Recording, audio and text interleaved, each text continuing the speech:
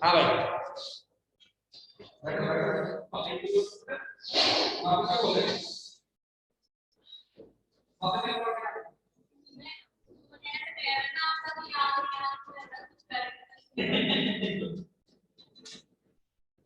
चलो भाई लिखें पहला law of constituency of very law of constituency of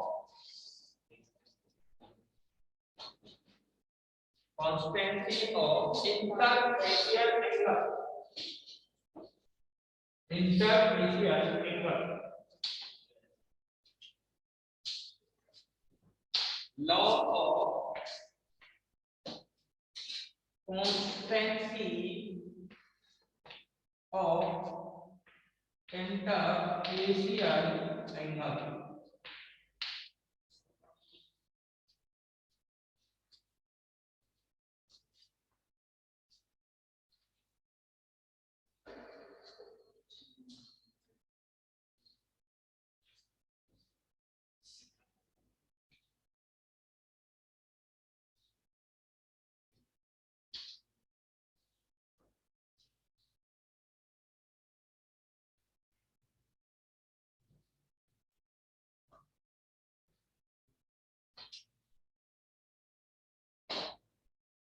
ठीक है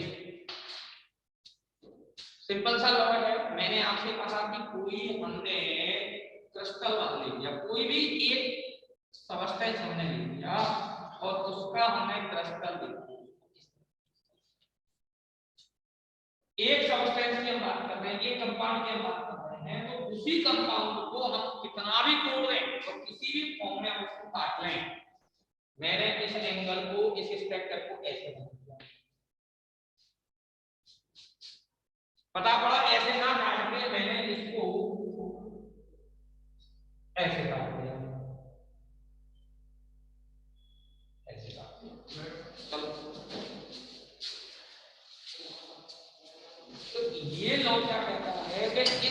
कंपाउंड को आप किसी भी स्टाइल में, किसी भी डिजाइन में काट दो, इसका जो इंटरफेशियल एंगल होगा वो इंटरफेशियल एंगल इसके इक्वल होगा।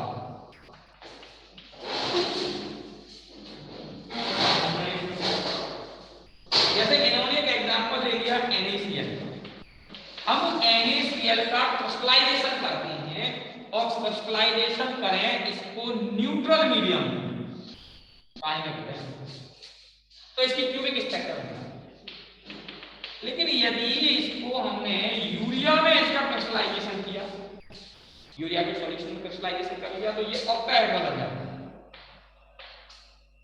और यदि हमने इसको ग्लू के फॉर्म में, ग्लू के मीडियम में,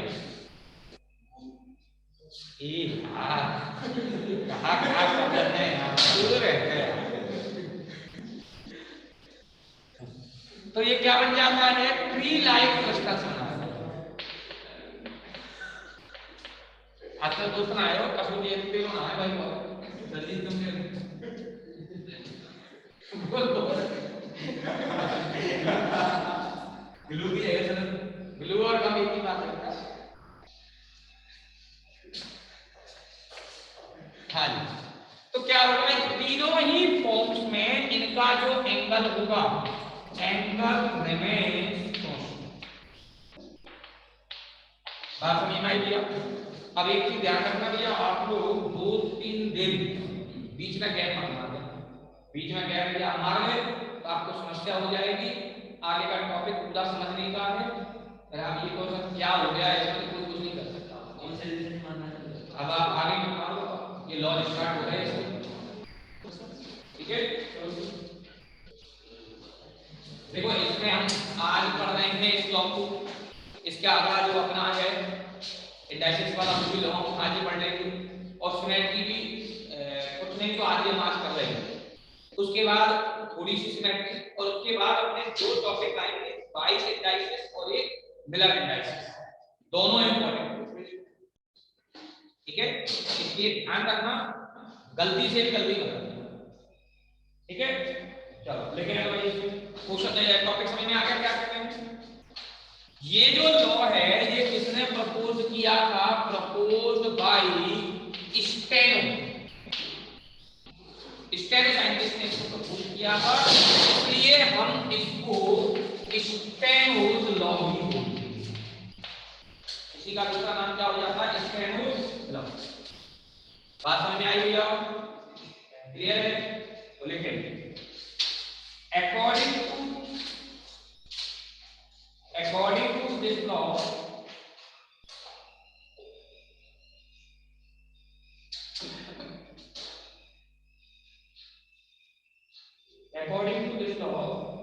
in different crystals of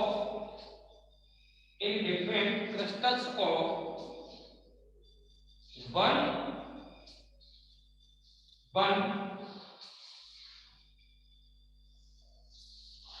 and the same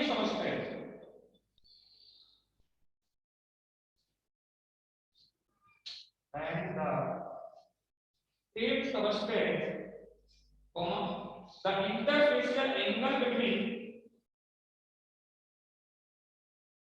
the interfacial angle between any two corresponding faces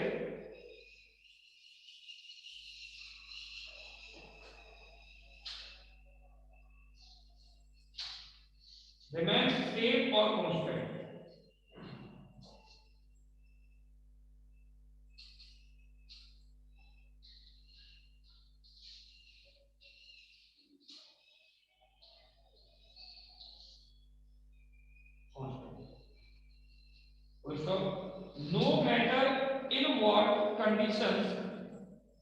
No matter in what conditions, the crystal are grouped,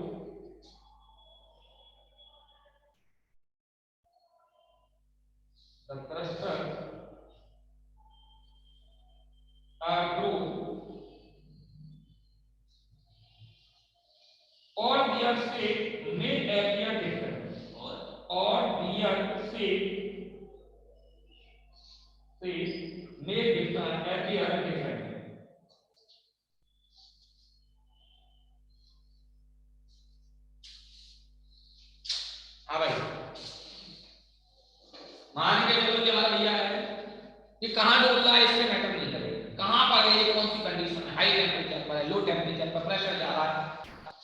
condition में इस क्रिस्टल का फॉर्मेशन किया है, neutral form में किया है, यूरिया के फॉर्म में किया है, या फिर हमने ग्लू की फॉर्म में हमने इसको क्या किया है, क्रिस्टलाइज किया। इसका कोई मैटर नहीं है, ये भी कोई मैटर नहीं है कि इसका हाथ आगे लग रहा है, पीछे लग रहा है, दाएं लग रहा है, बाएं लग रहा है, तो कोई फर्क नहीं।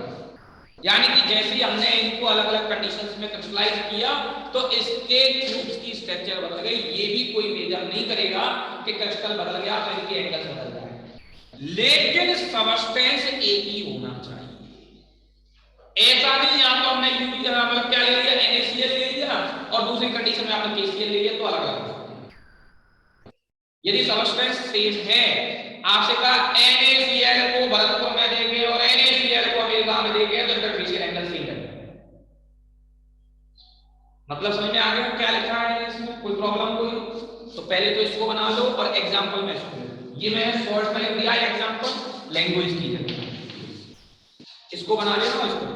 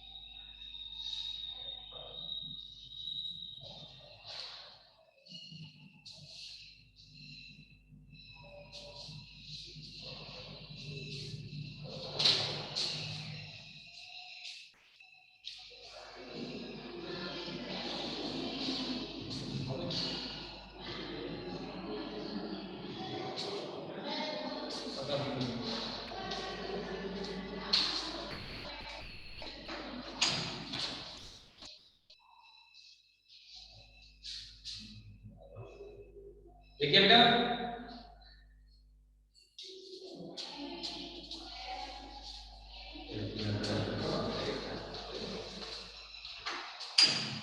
हाँ जी देखिए बेटा, this law was proposed by Steno.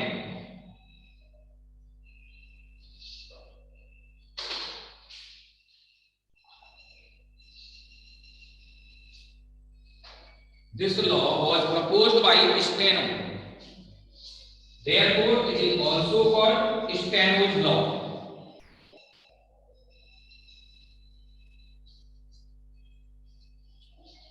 अगली लाइन में लिखना, the apparatus which is used to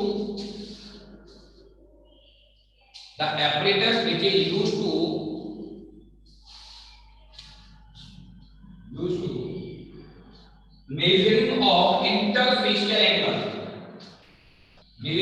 of interfacial angles is called goniometer.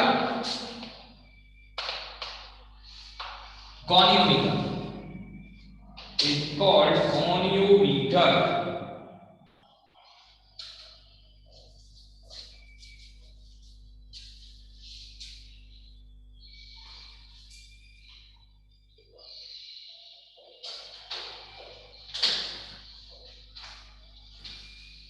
देखिए भैया, second law of rational indices. अब पहले लॉ में कोई प्रॉब्लम क्लियर है? पहला point, law of rational indices.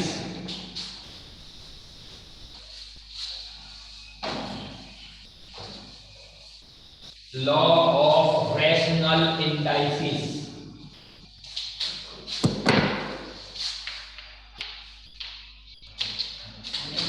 you are coming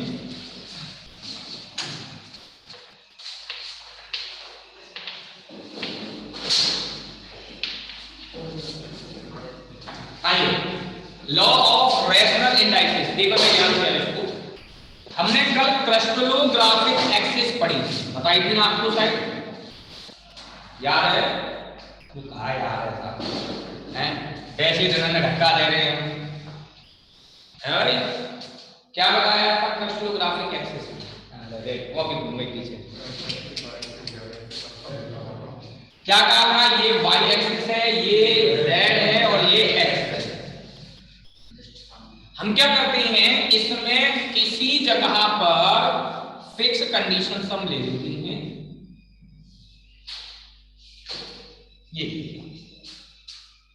ये मैंने ए ले लिया, ये मैंने बी ले लिया, ये मैंने सी ले लिया। यदि मैं इसको यहां मिला दूं तो ये यहां पर इस तरह से ये intersection. Law of rational indices कहता है कि यदि हम इस क्रिस्टलोग्राफिक एक्सिस पर कोई भी दूसरा इंटरसेक्ट काटते हैं तो वो इंटरसेक्ट इन इंटरसेक्ट से ये क्या होगा? ए, ये क्या होगी? बी, ये क्या होगी?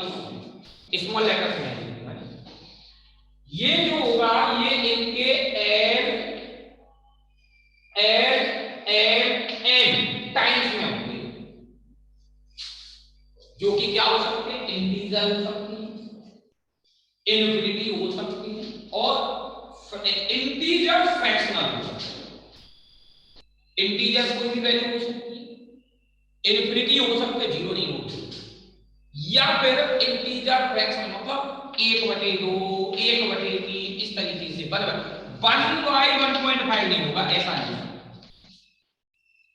फॉर एग्जाम्पल मैंने एक दूसरा इंटरसेक्ट यहां से मैंने काटा, ये कट गया, ये कट गया, डी ई ले लिया मैंने। यदि मैं आपसे कहूं कि भैया और ओ डी बराबर क्या होगा? ओ ए के लगभग कितना हो जाएगा? डबल, मतलब उसी तरीके से अपन काटते हैं, डबल के फॉर्म में काटा है मैंने, तो 2a हो गया। यदि मैं ओ ई ले लें तो क्या हो जाएगा? 2 ऑफ ओ बी, कितना आ जाएगा? 2b हो जाएगा। यदि मैं यहां पर ओ सी ले लें तो ये ओ सी के बराबर है, वो इसलिए आएगा, ठीक है भाई? या तो ये सभी क्या हो सकती हैं? इंटीजर वैल्यूज हो सकती हैं, या इंफिनिटी हो सकती हैं, या इंटीजर फ्रैक्शनल, तीनों में से कोई भी वैल्यू। जैसे कोई दूसरे देखे अपन जाते, आपने ये ले लिया यहां पर, ये मैंने पहले पॉइंट बना लिए कुछ इस तरीके से, ये बन y x और ठीक है। इस भैया ने कहा नहीं सर मैं ना मारो जा, मेरे काम को ना लग रहा, कोई बात नहीं, हम क्या करते हैं इसको ऐसा भी बना सकते हैं।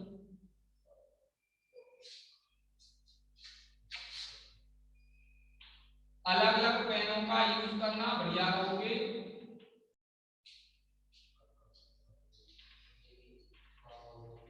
या क्या हुआ है? क्या हो गया?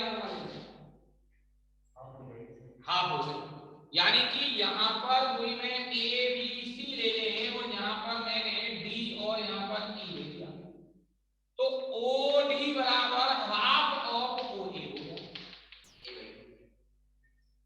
ओ बी बराबर ओ बी क्या रहेगा? ओ बी ही रहेगा, ये बी रहेगा, और यहां पर ओ ई बराबर हाफ ऑफ ओ सी, इस तरीके से बात क्लियर हुई है?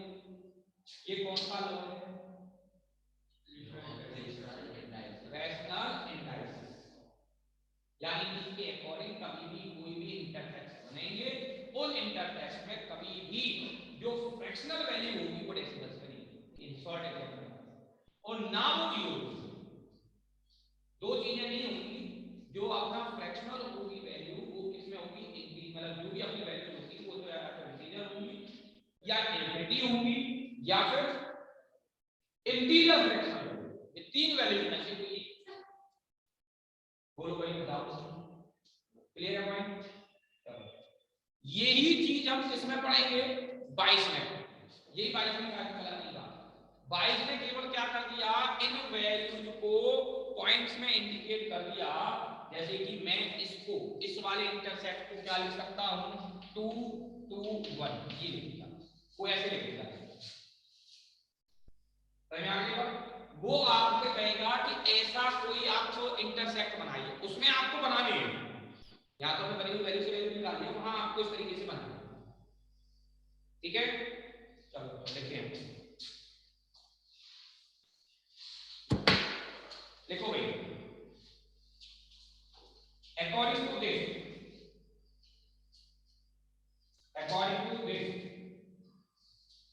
the intersects cut by different faces, the intersects cut by different faces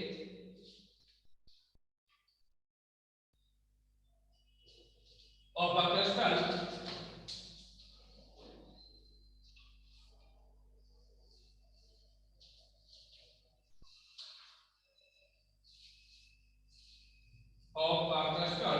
on the crystallographic axis, on the crystallographic axis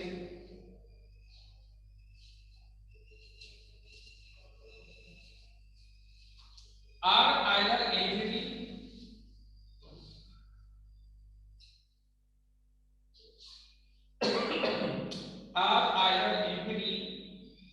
or equal to or in the rational multiples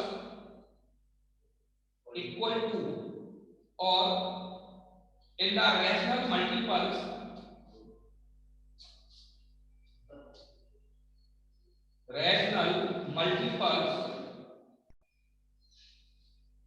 of the intersects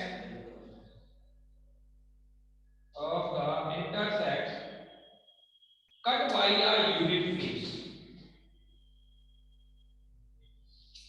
cut by a unit shape, unit phase, देखिए unit phase है, unit phase। Clear? Paragraph चल रहा है। It was proposed by Hoy, H-A-U-Y, Hoy, H-A-U-Y। ठीक है, अब इसको बना लो और इसको बना लो।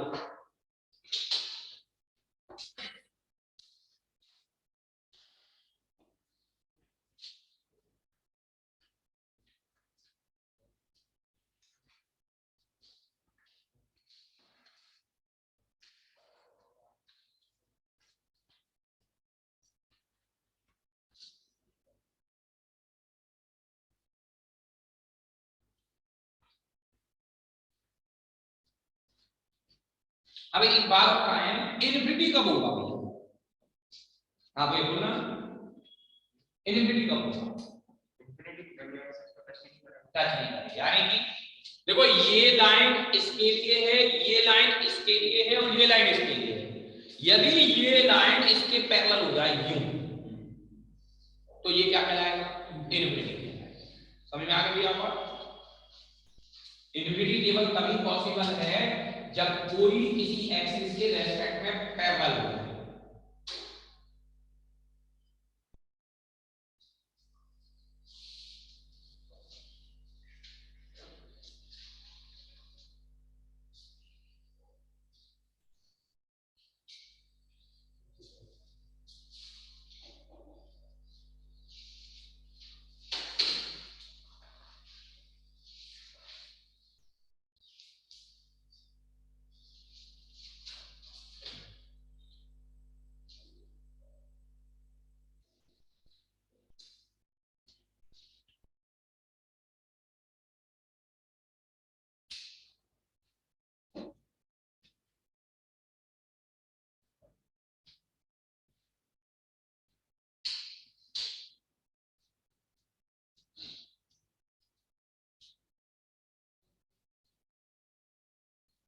इसमें आपको बस एक ही चीज याद रखनी है कि ए बी सी कौन सी एक्सिस पर हैं और किस तरीके से रिप्रेजेंट है वो आपको इसमें से याद रखना है।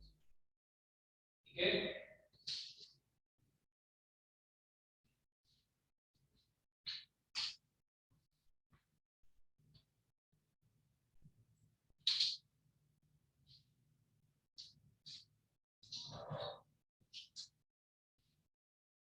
हाँ जी क्या होगा शायद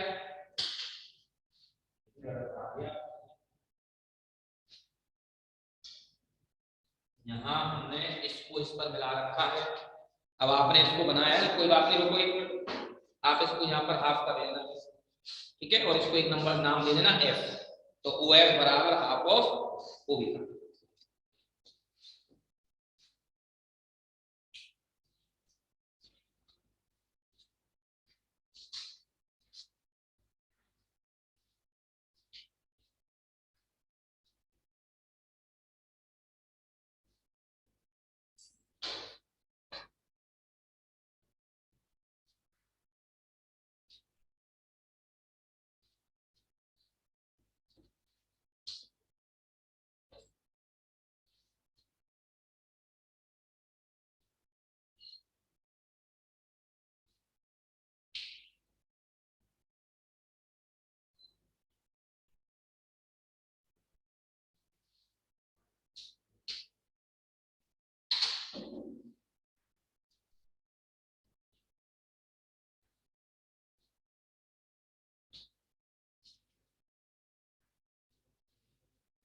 ठीक है भाई, ठीक है।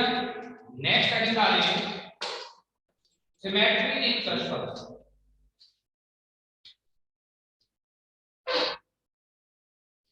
सिमेट्री इन क्लस्टर्स,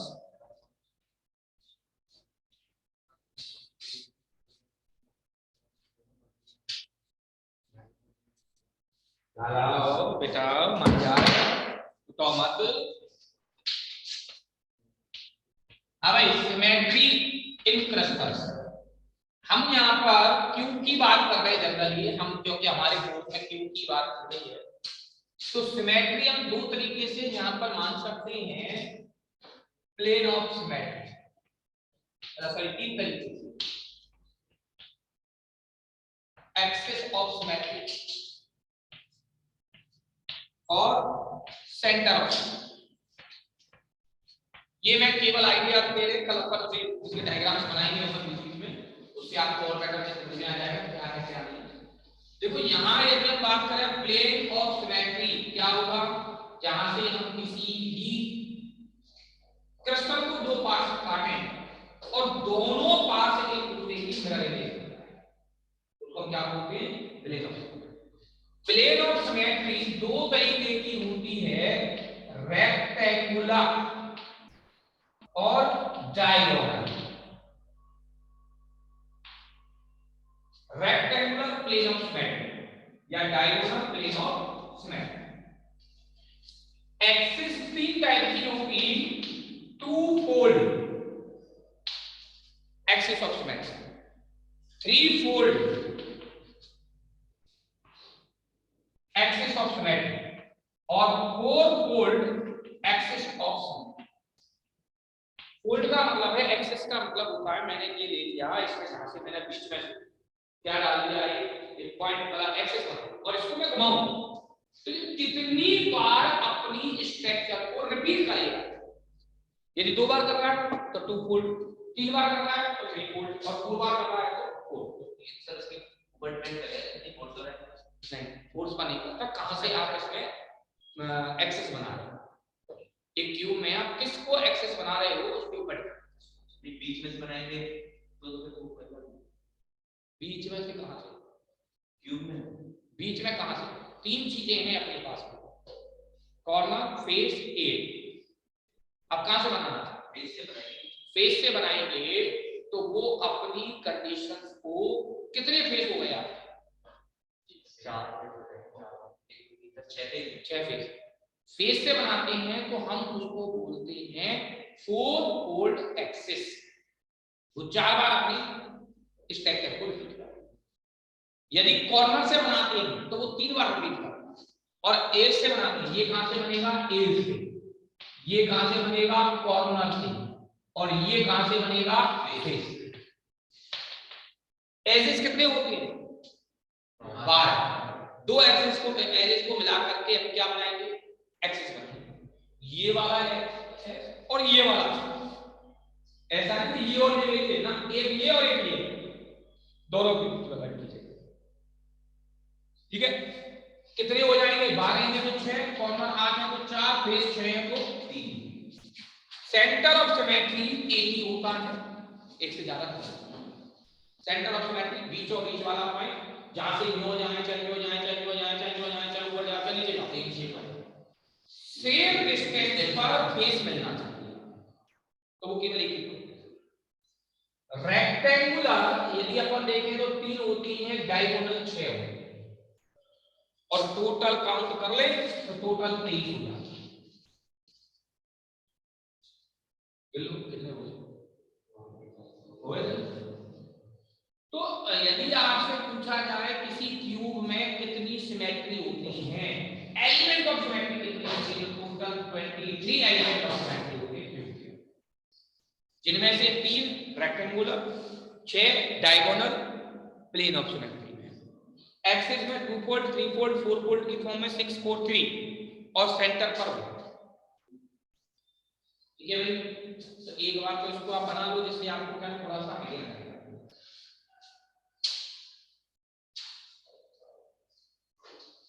ये कहां से बनती हैं? फेसेस से। ठीक है, और ये किससे बनती हैं? एजेस से। इसमें कॉर्नर से नहीं बनती, कॉर्नर से प्लेन नहीं बनेंगे।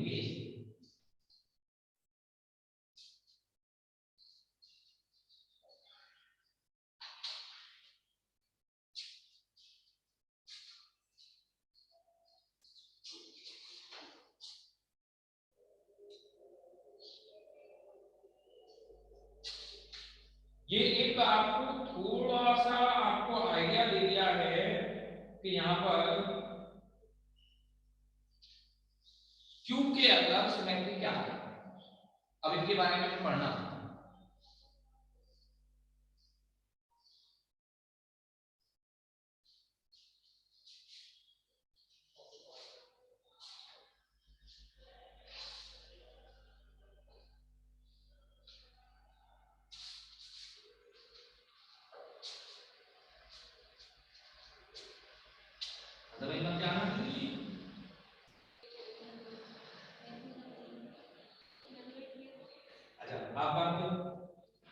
आप ना कर जाओ हैं, परसों लौट के आ जाओ।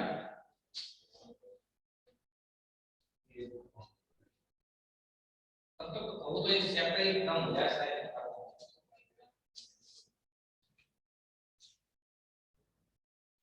हमारा काय का एग्जाम आ गया।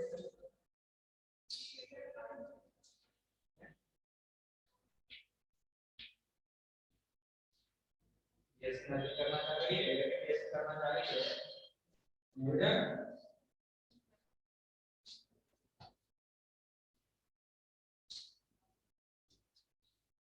इसकी जगह को आगे नहीं करूँ ना, क्या कहते हैं इसको, रेडियोग्राफी का ज्यादा अपवर्ड के बीच में जाता था। अब तेरी वेबसाइट सेट हो जाएगी। हां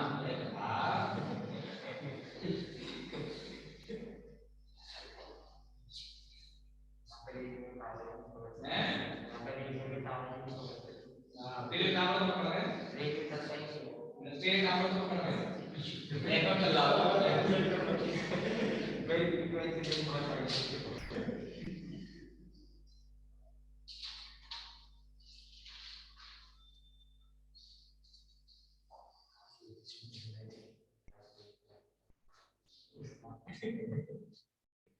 चलो लेके आ। देखिए पहले तो हम बात करते हैं एलिमेंट ऑफ सिमेट्री की। ऐसे चलती है the geometrical operations, the geometrical operation हाँ जी, आप देखो नाम आ जाएगा, टेंशन मत। आपने सिमेट्री डाली है, आपने सिमेट्री ऑफ क्वेश्चन डाला है यहाँ पर, देखो द ज्योमेट्रिकल ऑपरेशन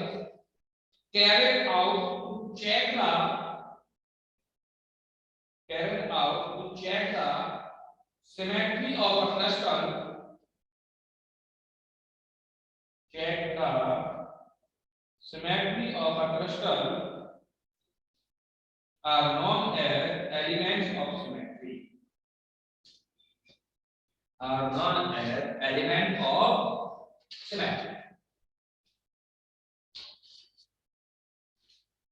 ठीक है भैया, पहला पॉइंट आ जाएंगे plane of symmetry, plane of symmetry, an imaginary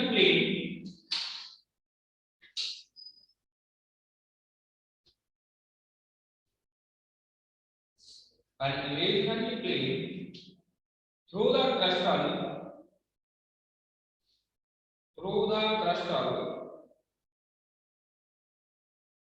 which divides a crystal into two equal parts,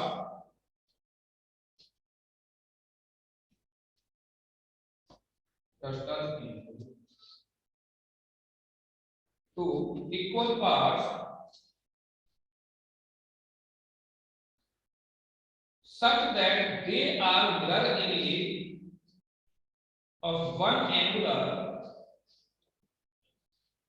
such that they are mirror image of one angular is known as plane of symmetry, is known as plane of symmetry.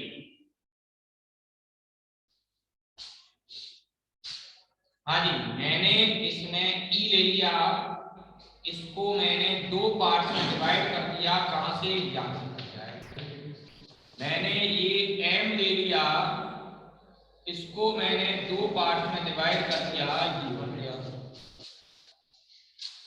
ये यहां पर divide हो गया, यहां पर ये कौन सा है, हॉरिजॉन्टल प्लेन, और ये कौन सा है, वर्टिकल।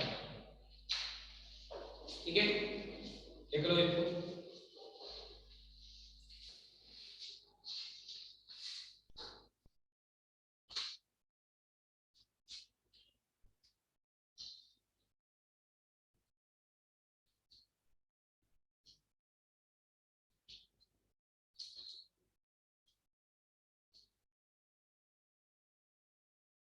चलो रिमाइंड पे कुछ पूछना है क्या इसमें,